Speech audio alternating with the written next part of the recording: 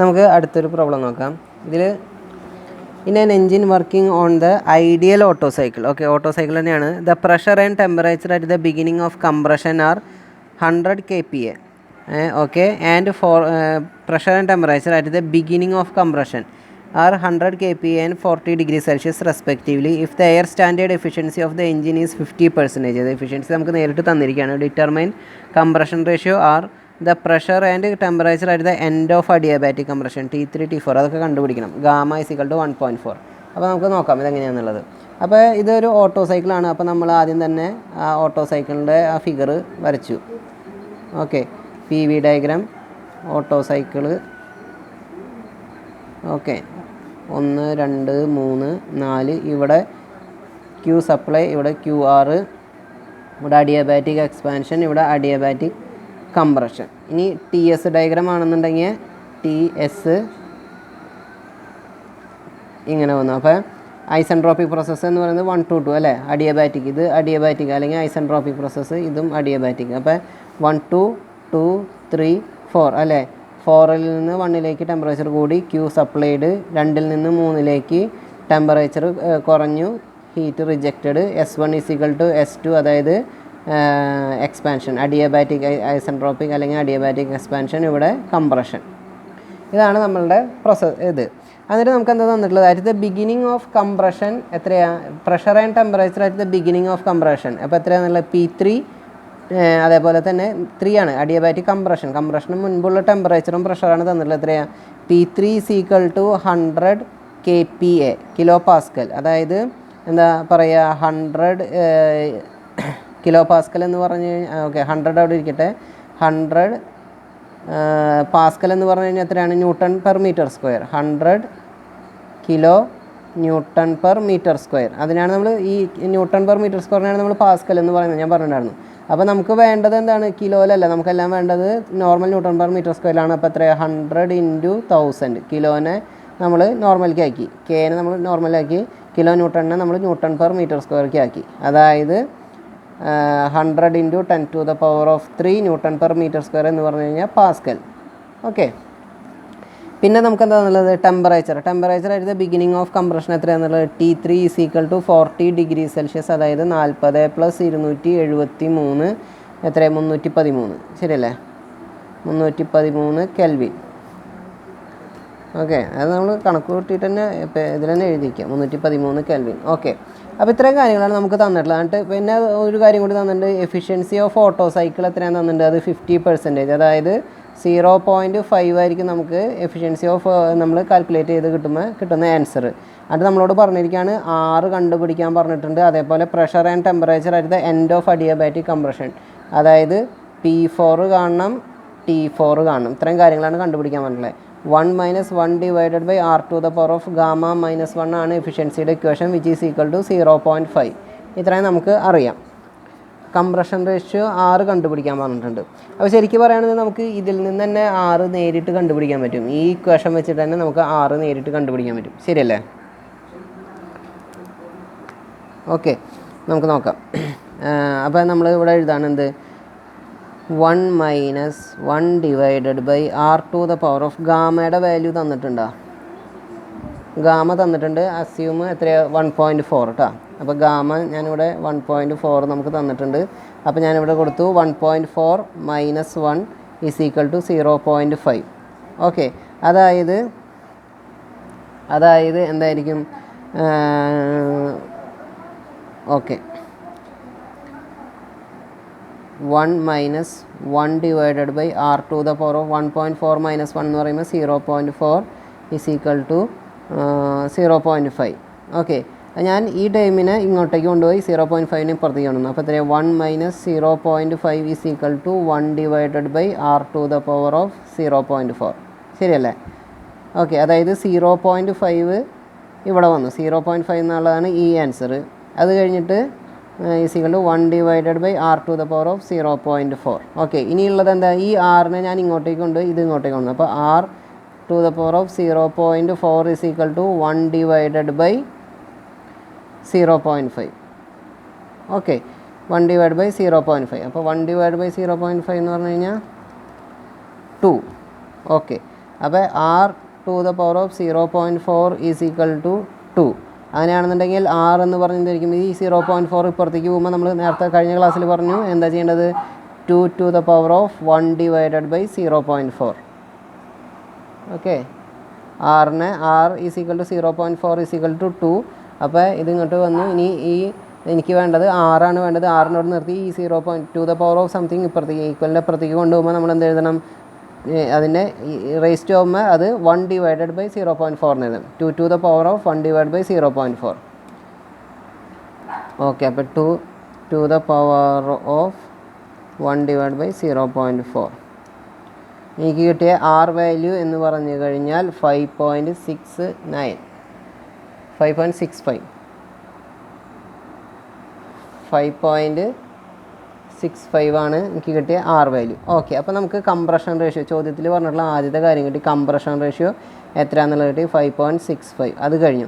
ഇനി അവർ പറഞ്ഞിട്ടുള്ളത് നമ്മളോട് കണ്ടുപിടിക്കാൻ പറഞ്ഞിട്ടുള്ളത് T3 T4 P4ഉം T4ഉം കണ്ടുപിടിക്കാൻ പറഞ്ഞിട്ടുണ്ട്. ഓക്കെ, അപ്പോൾ നമുക്ക് തന്നിട്ടുള്ളത് P3 T3 തന്നിട്ടുണ്ട്. വേറെ എന്തെങ്കിലും തന്നിട്ടുണ്ടോ? കംപ്രഷൻ റേഷ്യോ, അതായത് ആർ ഈസ് ഈക്വൽ ടു എന്താണ്, ആർ എന്ന് പറഞ്ഞു കഴിഞ്ഞാൽ കംപ്രഷൻ റേഷ്യോ ആണ്. അതായത് V3/V4 ആണ് അല്ലേ, V3/V4 ആണ്.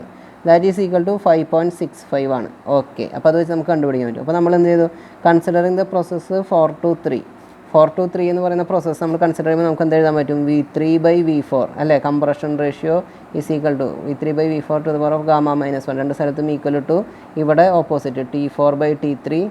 ഇവിടെ എന്താ വരിക, P4/P3 to the power of γ-1 divided by gamma.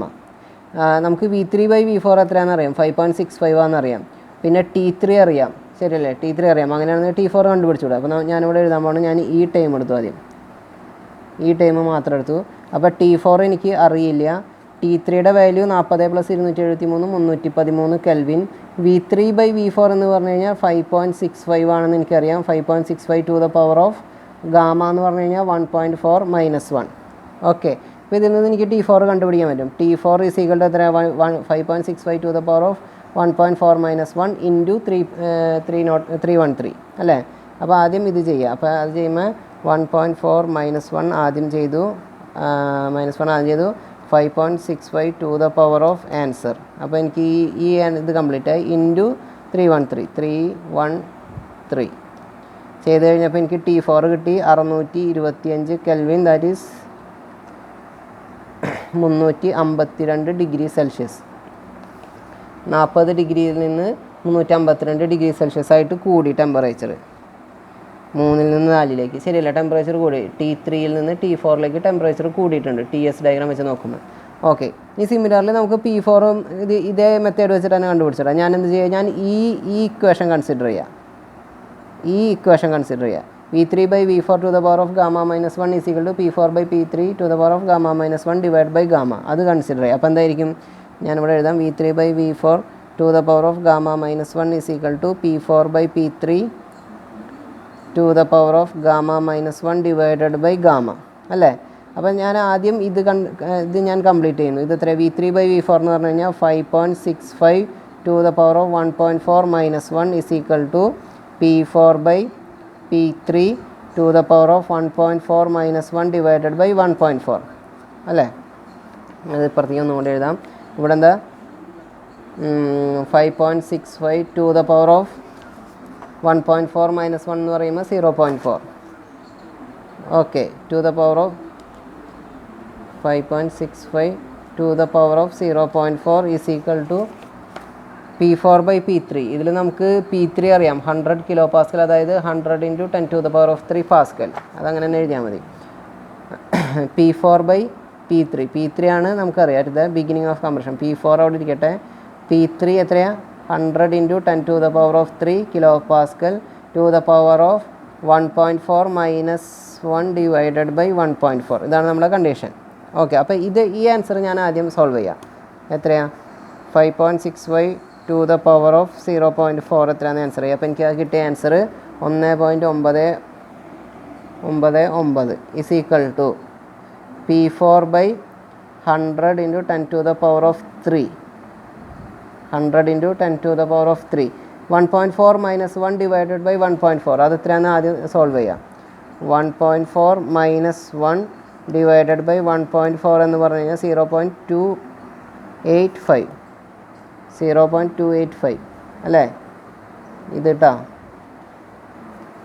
ഇതാണ് ഞാൻ ഇപ്പോൾ എഴുതിയുള്ളത്. അതായത് 1.999 is equal to P4/100 into 10⁻³ to the power of 0.285. ശരിയല്ലേ? നമുക്ക് ഈ P4 ആണ് വേണ്ടത്. അപ്പോൾ ഇവിടുത്തെ ഈ ടൈമിന് ഞാൻ ഇങ്ങോട്ടേക്ക് കൊണ്ടുവരാം.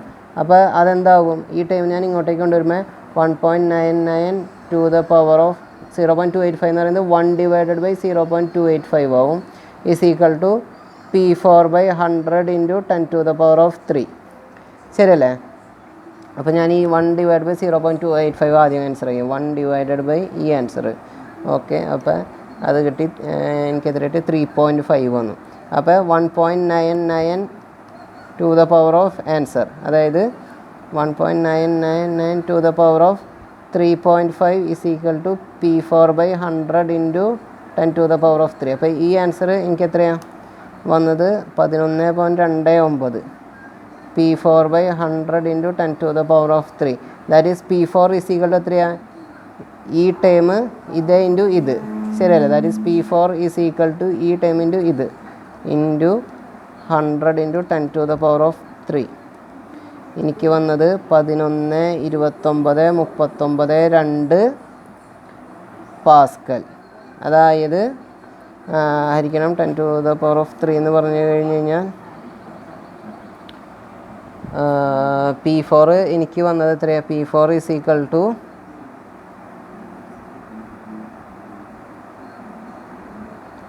11, 29.392 കിലോ പാസ്കൽ. ഓക്കെ, എനിക്ക് ഈ ആൻസർ ഞാൻ വന്നത് നോട്ടെ കേട്ടോ ചെയ്തതിൽ. എനിക്കിവിടെ 11.32 കിട്ടിയത്. ഓക്കെ, അപ്പോൾ ഞാൻ ആ മെത്തേഡ് ഓക്കെ. അത് എന്താണെന്ന് വെച്ച് കഴിഞ്ഞ് കഴിഞ്ഞാൽ ഞാൻ നോട്ടിൽ ചെയ്ത ഇത് ഞാൻ നിങ്ങൾക്ക് കാണിച്ചു തരാം. നോട്ടിൽ ചെയ്തത് നമ്മളുടെ ഇക്വേഷൻ, നമ്മളുടെ 2 ഇക്വേഷൻ ഉണ്ടായിരുന്നില്ലേ? ഈ ഒരു ഇക്വേഷൻ എടുത്തു. ഈ ഇക്വേഷനിൽ നമ്മൾ T4 കണ്ടുപിടിക്കാൻ ഇത് വെച്ച് ചെയ്തു അല്ലേ? ഇത് വെച്ച് ചെയ്തു. അത് കഴിഞ്ഞിട്ട് നമ്മൾ ഇപ്പോൾ ഞാൻ നിങ്ങൾക്ക് വർക്കൗട്ട് ചെയ്ത് കാണിച്ചിരുന്നത് ഇത് വെച്ചിട്ട് P4 കണ്ടുപിടിച്ചു. ഇതിൽ പ്രോബ്ലത്തിൽ ഞാൻ ഇവിടെ ബുക്കിൽ ചെയ്തിട്ടുള്ളത് എങ്ങനെയാണ്? ഇത് മാറ്റി വെച്ചു. T4ഉം T3 ഞാൻ കണ്ടുപിടിച്ച സ്ഥിതിക്ക് ഈ ഇക്വേഷൻ കൊടുത്തിട്ട് ഞാൻ P4 കണ്ടുപിടിച്ചു. വ്യത്യാസമൊന്നുമില്ല, സെയിം തന്നെ. അപ്പോൾ ചെറിയൊരു വ്യത്യാസം വന്നിട്ടുണ്ട്. 11.29 എനിക്ക് കിട്ടിയത്. ഇതിൽ വന്നത് 11.32 വന്നിട്ടുള്ളത്. അപ്പോൾ അത് നിങ്ങൾക്ക് അത് കുഴപ്പമില്ല, അത് ചെറിയൊരു വ്യത്യാസമല്ലേ ആവറേജ് വാല്യൂ. അപ്പോൾ ഇതെങ്ങനെയാണെന്ന് മനസ്സിലായില്ലേ? Pascal to kilo Pascal convert വന്നത് എങ്ങനെയാണെന്ന് മനസ്സിലായില്ലേ? P4 is equal to 11.29 Pascal, അല്ലെങ്കിൽ ഓറെന്താ Nm/m². പാസ്കൽ തന്നെയാണ് Nm/m². ഞാനത് എഴുതി. എനിക്ക് വേണ്ടത് അതിന് ഞാൻ കിലോ ന്യൂട്ടണിലേക്ക് കൺവേർട്ട് ചെയ്യുകയാണെന്നുണ്ടെങ്കിൽ എന്താ എഴുതേണ്ടത്? Divided by 1000. 11.29.392 ഹരിക്കണം 1000 ആണ് എന്ത്? Kilo Nm/m². അതാണ് എന്ത്? 1129.392 കിലോ Nm/m² എന്ന് പറഞ്ഞു കഴിഞ്ഞാൽ 1129.392 കിലോ Nm/m² എന്ന് പറഞ്ഞാൽ കിലോ പാസ്കൽ. ഓക്കെ, അപ്പോൾ നമ്മുടെ P4 കിട്ടി. P4 കിട്ടി. T4 നേരത്തെ കിട്ടി. T4 എത്ര കിട്ടിയത്? 352, അതായത് 625 കെൽവിൻ. ഓക്കെ, അപ്പോൾ ഇതും ഒന്ന് സോൾവ് ചെയ്ത് നോക്കി നോക്കാം കേട്ടോ.